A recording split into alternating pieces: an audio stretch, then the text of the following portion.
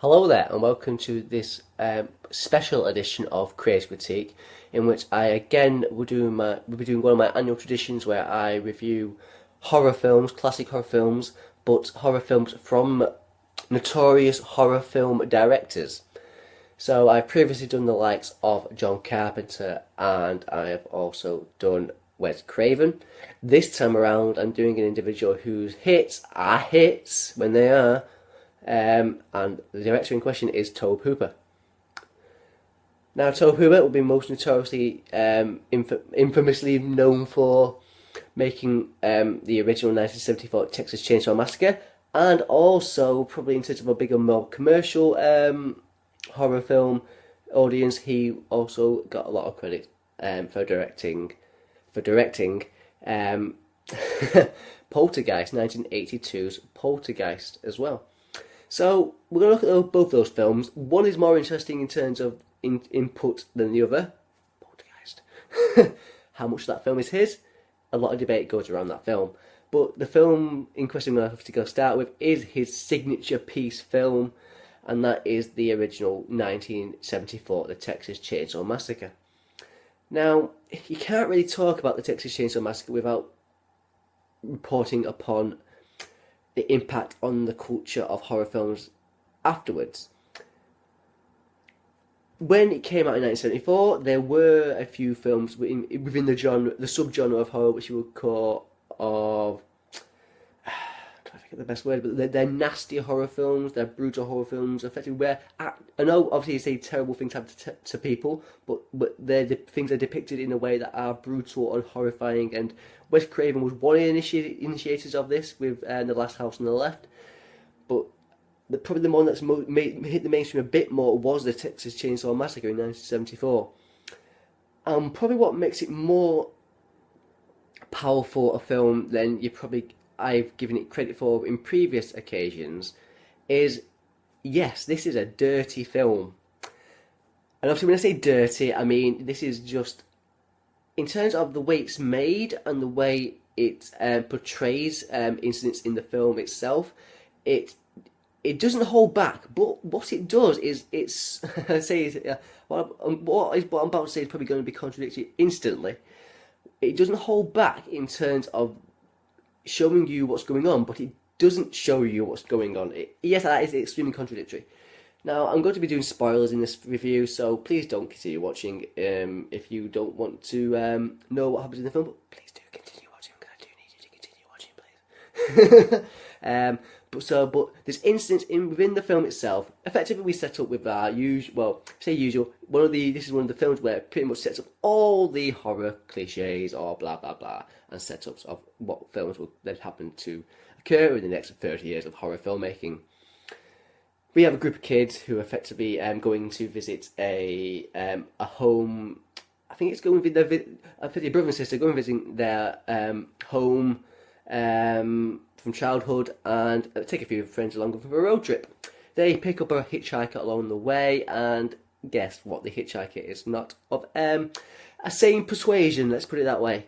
So he gets kicked out of the van after effectively cutting one of the people in the minivan, and then they effectively go down an avenue, obviously, of quite literal horror. So that's your setup. You brew for kids, go and visit a childhood home, only there's brief warnings about not going near a certain house, and you don't want to go in that area by certain local residents, put it that way. It's also a film that's loosely based on serial killer Ed Gein, who effectively killed one or two individuals, or was more of a grave robber and used bones from graves to in a really peculiar way, and in terms of, yeah, I'm not gonna lie, I don't know the full history of that incident. So it's something that's also effectively, as Psycho, was loosely based on a really disturbed individual. What obviously I think this film successfully does the most, like I say, it's a dirty film. It shows you there's the actual brutality of certain moments. There's a lot of in between where it's absolutely low budget. This is a film of $300,000 budget. and you can tell it is. That's not an insult to the film, that's just the way it was made, and obviously to the certain extent it lends to that horrible dirtiness and brutality that it then does give you as a whole end film product. The thing I like best about it is that it is horrible in terms of its depiction of things, but like I say, that thing I said earlier about it doesn't show certain things. There's two particular incidents that I'd like to reference in reference to my points there. One is the meat hook moment where effectively Leatherface as chainsaw wielding butcher takes one of the girls and he effectively he hangs her on a meat hook, and for all the life of it, you think you have seen that happen, if you will, the body going onto the meat hook, but you don't. And there's a sound, and there's the interaction of the girl in question and of Leatherface, and it's one of the most excruciating moments in horror films I've ever watched because it feels real. No pun intended there. But it's a brilliant horror moment. There's also early moments regards to, like I say, the introduction of Leatherface, our now infamous Texas Chainsaw Big Bad, if you will. And it's effectively where a guy just goes into a house, as you normally do in a horror film, and you go, hey, is there somebody there? No, nobody's there. I'm going to put my head in here. Oh, I should have put my head in here. Sledgehammer to the head. Knocked down. Shutter closed. Boom. Gone. Instant. Seconds. Terrifying brutality. And you were like, what the hell just happened there? It's a very, very good piece of filmmaking. So those are my favourite sort of moments from the film. There's also a particular moment in the woods with one of the characters as well, where we do get our chainsaw action, if you will. And the thing about it is that you don't see the chainsaw to body part in terms of the actual blood and stuff like that. There's only one occasion in the film where you actually see a chainsaw cutting flesh. And again, I'm going to spoil, but it's effectively him cutting himself accidentally with a chainsaw, Leatherface, Gunnar Hansen. So it is a film that plays up that horribleness, but it doesn't then go straight in on it. There's a slight nuance about it, but it's an absolutely horribly dirty film. That's the only way I found best to describe this film. So, the Texas Chainsaw Massacre is not particularly my favourite horror film, I'm not going to lie, but there's certain tacks and styles I do like about it. There's a nice way they shoot the scenery, again making the sparseness of the situation and the desolateness of their predicament even more horrifying. And there's there's an interesting in terms of family cast of cannibals effectively, and it's that sort of that's an interesting thing I'd not really seen on screen before. But yeah, there we go. Texas Chainsaw Massacre. I've not done a particularly good job of reviewing that film, I don't believe, but it's most certainly one of the most significant films in horror film history. There's no doubt about that in terms of things that other directors have took from it and how it's influenced worse or paler imitations of it. I'm not the biggest of the favourite of the slasher genre, which is this does kind of fall into, but that's all about your horror preferences. And I think if you do like little something, you want to go back and see this film for its film origins and effectively its influence within the film genre, the horror genre in general. So there we go, Texas Chainsaw Massacre 1974, Tobe Hooper, signature piece, bam, got it down. Now, we're going to move into a more studio horror territory right now in terms of the 1980s, but again, this is Tobe Hooper. But, is it Tobe Hooper? That's the question, isn't it? Now, I'm referring to 1982's Poltergeist, as I previously mentioned, and it's quite notorious, Poltergeist, regarding this is a Steven Spielberg production.